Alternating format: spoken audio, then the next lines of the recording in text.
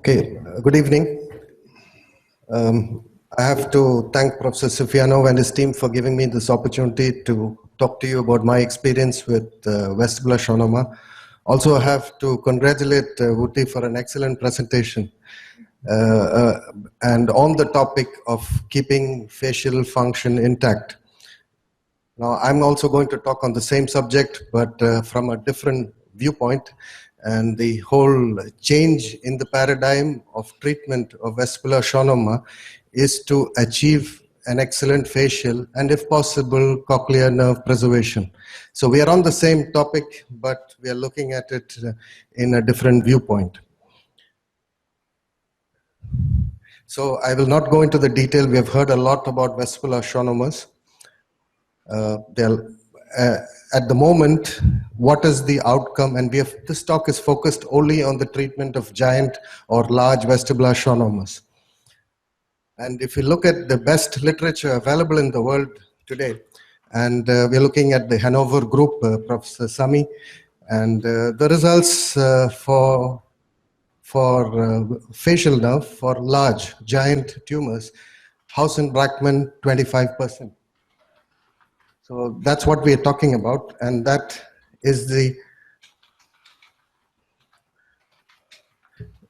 and if you look at 1 and 2 combined, it's another 20%. So this is the best result possible in the world for giant or large vestibular schwannomas. There may be other people who get better, but it's not significantly much better than 40 to 50% of Hausen-Brackmann 1 and 2. Now, if you look at hearing, and this is a series that shows hearing results in small tumors. We're not talking about giant, it's small tumors. And if you look at small tumors, these are 2-centimeter tumors, it is between 16 and 40% of hearing nerve preservation. Now, how can you now improve outcome in large tumors for these two functions? What's the evidence from radiosurgery? And don't forget, radiosurgery results we have for more than 20 years now. So this is not a new pathology in which radiosurgery has been used. The long-term clinical and scientific track record is very good. And in the last 20 years, there have been a lot of changes and developments in the technique of how radiosurgery is delivered. And the results have gotten even better. And at the moment, tumor control is in the region of 97 to 98%. And the clinical outcome is less than 1% for a risk of facial nerve. Again, these are for small tumors, not for large tumors. And hearing preservation is in the region of 70%. Now, when you have a large vestibular schwannoma, obviously radiosurgery is not an option. Not know that. He comes to you with a vestibular schwannoma. And today, everybody knows the results for vestibular schwannoma everywhere. And they are going to expect the same results from a giant or large vestibular schwannoma. And whatever you tell them, and you tell them Professor Sami's series, they are not going, for them a facial palsy is a facial palsy. You lose hearing, you lose hearing. They look at radiosurgery literature and ask you, why are you not able to do that? And obviously, we cannot treat that with radiosurgery. So we need to find a solution to this problem. What is the problem with radiosurgery? And if you see, it is basically in the dose volume curve. If you have a small tumor, the amount of tissue around that is being irradiated is small. But when you have a larger tumor, you have a larger area and a larger dose which is delivered outside. And that's where the complications come from. What if we have the capacity to reduce the size of a tumor to a tumor that can be treated safely with radiosurgery with excellent results? That would be, in my view, the ideal solution. Now, how do you do that?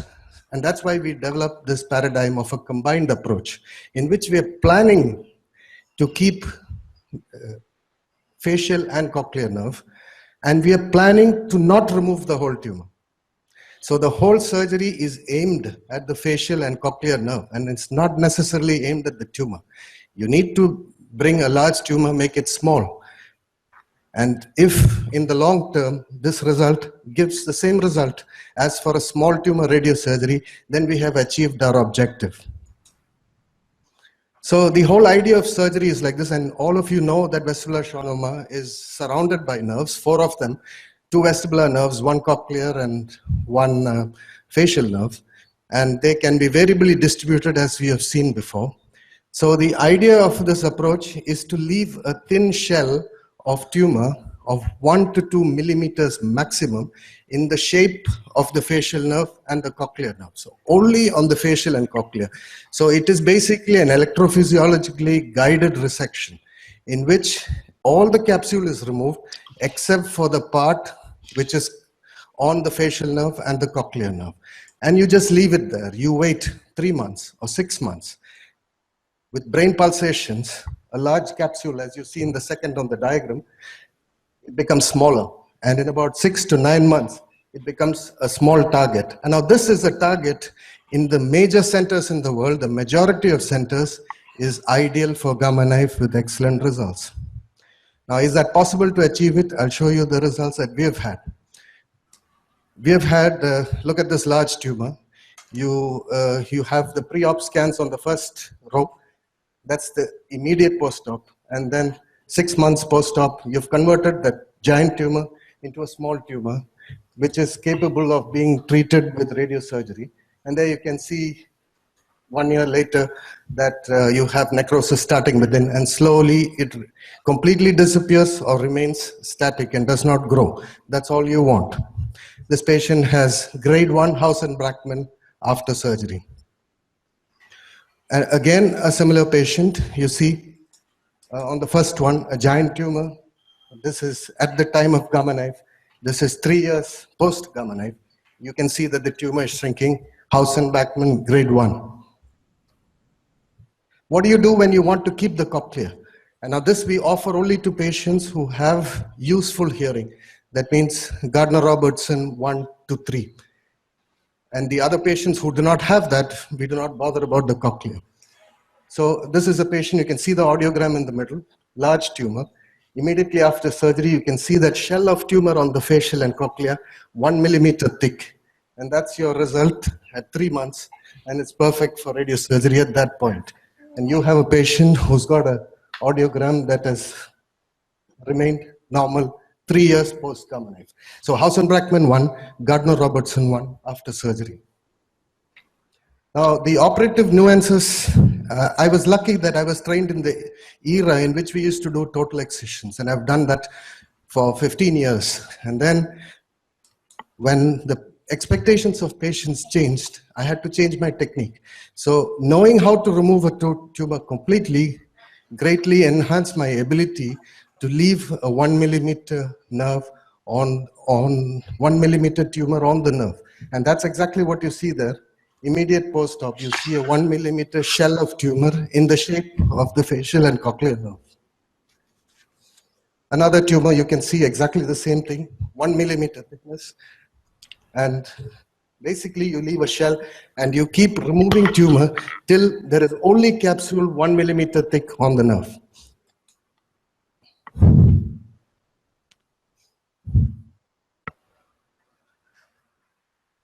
Well, just a short video. I'm not going to take you through this. Well, it's not playing, so forget it. Okay, what do you do for the internal auditory meatus? Now, in case you're going to leave tumor, that does not make much sense that you go and drill the whole internal auditory meatus, put these nerves at risk. Anyway, that's a part of the tumor that can be easily treated with radiosurgery. So we do not do anything at the internal auditory meatus except in some particular indications. And you see this 80-year-old man who came with a Hausen-Brackmann grade 4. Before surgery, progressive weakness of facial nerve, and if you see, it's because there is an asymmetric growth of the tumor within the petrous, and you have a kind of sickle effect. You see here, the nerve is being compressed as the nerve comes out of the internal auditory meatus. So this is a very unusual phenomenon, and therefore, what we did is we removed the internal auditory meatus, decompressed the nerve in between, and immediately in a few weeks he had gone back to facial nerve Hausen-Brackmann grade 1. So again, now this is a few months later, he's ready for radiosurgery, and that has been treated. So just to look at some of the results, basically, that's your cochlear nerve that you see there. This is the capsule being taken up to the facial nerve. So all this capsule is ultimately removed. And then the key is to have an electrophysiological mapping. So from outside, the stimulation, you get it at 0.1 to 0.2 milliamperes. You compare that with 1 millimeter of thickness of the tumor. And there, if you get from 1 to 2 milliamperes, then it's approximately 1 millimeter. So basically, it's 1 milliampere equals 1 millimeter. So it's an electrophysiologically guided resection. Now, the smaller the capsule is, better the target for radiosurgery, and therefore better results. I'll quickly show some data. So in 6 years, our institute has treated 270 vestibular schwannomas. Only 13% needed surgery. The rest of them were all small. And therefore, all of them had primary gamma knife. So we operated a consecutive series of 37 patients. Facial nerve function before surgery, only one patient had Hausen-Brackmann 4, and all the others had normal function. Half the group, a little over half the group, had useful hearing. And for these patients, we tried to keep the cochlear nerve. So some of the three, there were four patients who earlier had gamma knife. So some of them had pre-gamma knife treatment.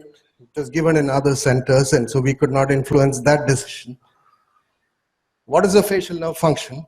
All 37 have Hausen-Brackmann grade 1, including one recovery. So this is a consecutive series in which we have had normal facial function at the latest follow-up.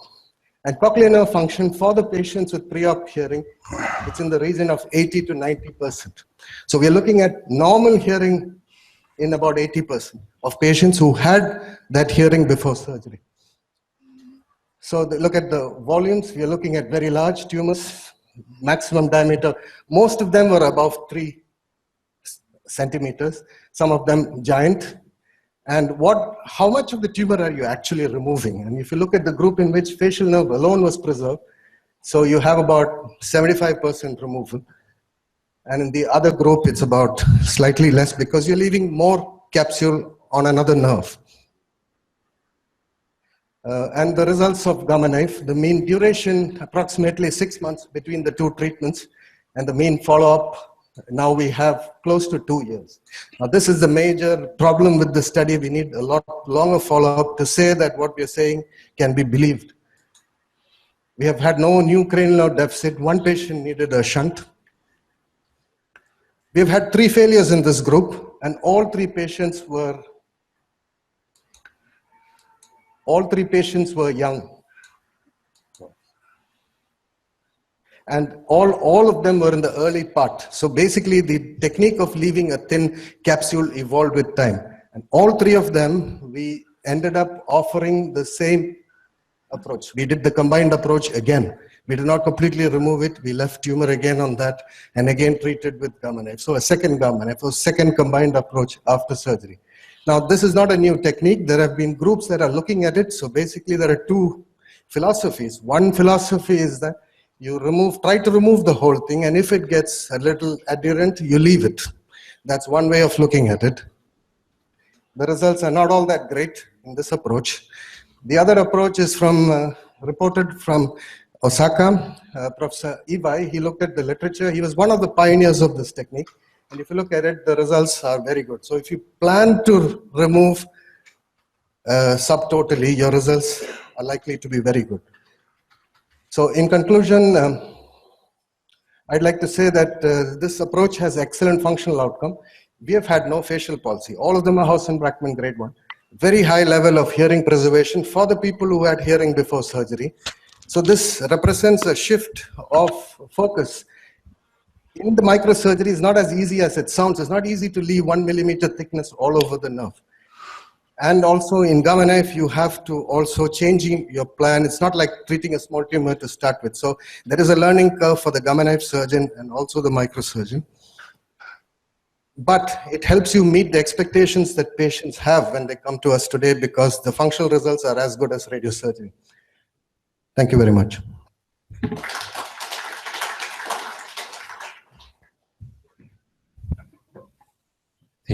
Professor. Okay. Questions?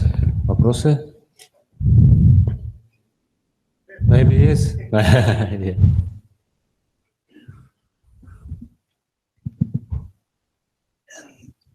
When you do a gamma knife for meningioma, you don't see the answer. You see the same tumor is the same size. They say that you change the history, that the tumor starts to grow slowly or doesn't grow. But you did do the CT and MRI, the tumor is there. Sometimes decrease a little bit, sometimes not. In the acoustic neuroma, in schwannoma, you can see the difference with gamma knife. With radiation therapy for gamma knife or radio surgery, don't need to be gamma knife. Can be.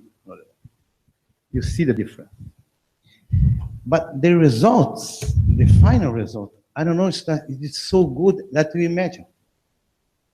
Last week, I was in Kuwait City, Kuwait, Arabic, okay? As a visitor and one from the government, they have a program there. We do surgery and we go to the outpatient clinic. In this clinic, we see the patients. At 4 cases, treat with gamma knife for acoustic neuroma. 2 intercanalicular, a little bit larger. All of them are deaf.